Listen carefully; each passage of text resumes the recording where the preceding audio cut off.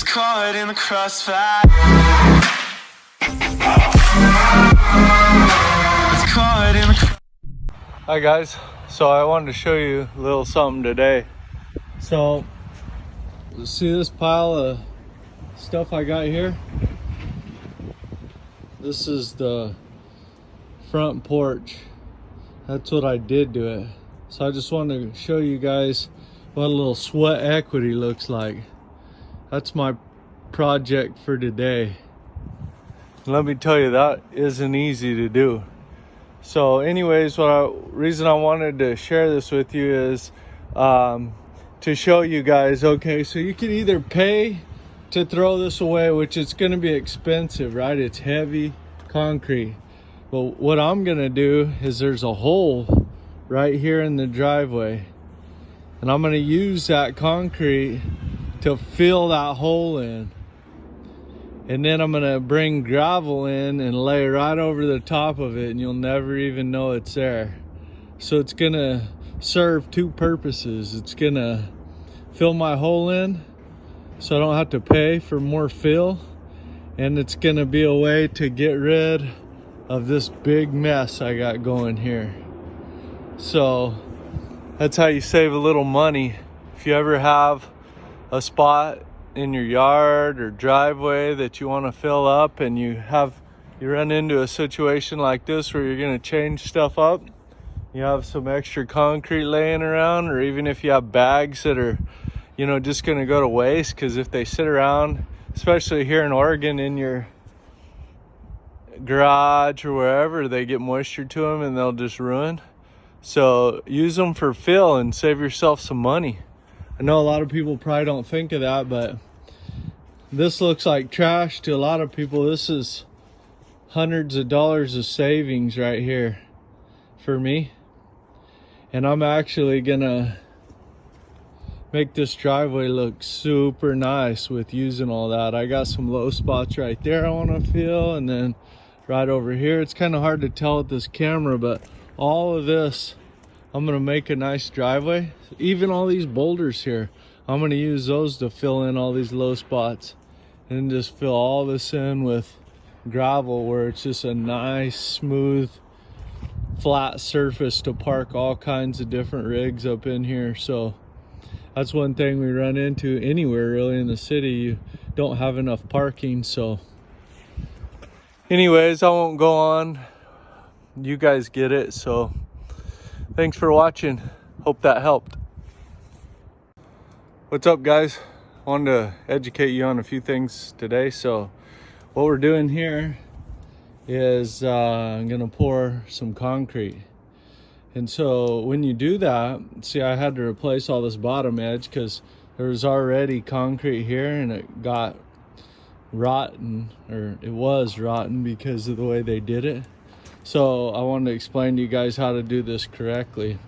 So this is a barrier. This stuff, it's called Fortiflash, as you can see. And what I'm gonna do is I'm gonna pour a slab up against this, and it's gonna be 6 inches. It's actually gonna be like 7 inches high. It'll be up in this zone, and I'm actually gonna go over the top of this with metal also. So there's gonna be 2 layers. So you don't want to put concrete up against wood, because concrete's like a sponge and it sucks water into it. So if it's up against wood, it'll rot it.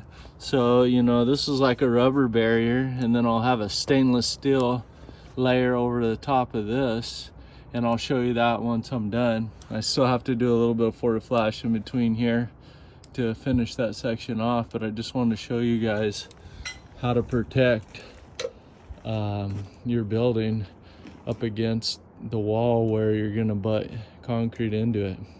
So this is how you want to do it. This is your first layer. Like I said, I'm gonna go ahead and finish that off, and then I'll put some metal on all this and show you guys what that looks like here in a minute. What's up, guys? All right, so I got it. Just want to show you what we're looking at here. Okay, here's your metal all the way around.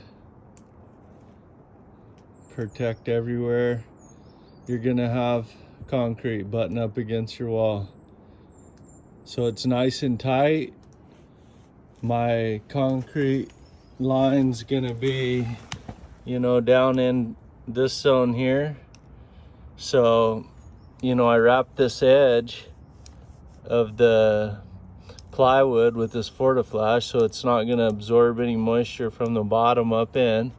Concrete will be down up against concrete down there. Up here we'll have our concrete so it can't absorb in through the metal anywhere. And just got a nice row all the way around.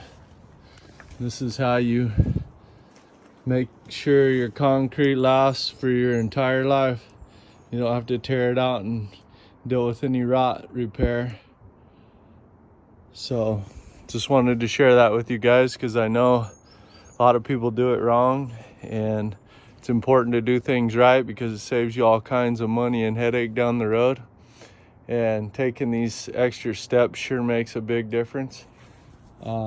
This metal's not cheap, you know, this is stainless metal, so I probably have $200 worth of metal right here, and then another $50 worth of Fortiflash. So, but it's gonna be here for 50 years plus, probably more like 100, as long as nobody remodels it in the future. So there it is.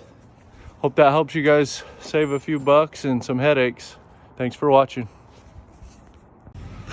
What's up, guys? So I just wanted to give you a follow-up on this fill job that I'm doing here. Remember how I told you you could use concrete to your advantage rather than throwing it away? Well, here's what I'm talking about. See, this was a hole in the driveway here, and I used that busted up concrete to fill it in, and then I'm coming over the top of it with brand new gravel. So as you can see, I got a dump trailer to make it way handier and cheaper on me.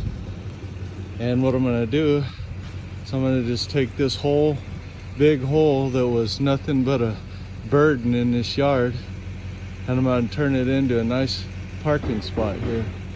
Obviously I still got a few more to move around and kind of flatten up where they're not huge boulders right in the way, but as soon as I'm done with this, it's going to be a nice spot up here where you could drive and turn around and park and all of that. So I just want to show you guys how to save a few bucks using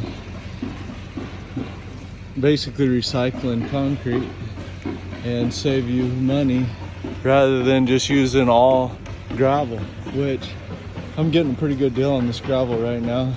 It runs from $20 to $50 a ton around here, so I'm gonna just fill it all in, make this a real nice area. So just wanted to show you guys that. Thanks for watching. Hope it saved you a few bucks.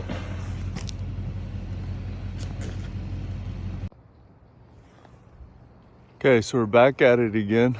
I just wanted to kind of do a follow-up here, show you guys this hole that I've been filling and how it turned out. So here it is, Bandit showing it off.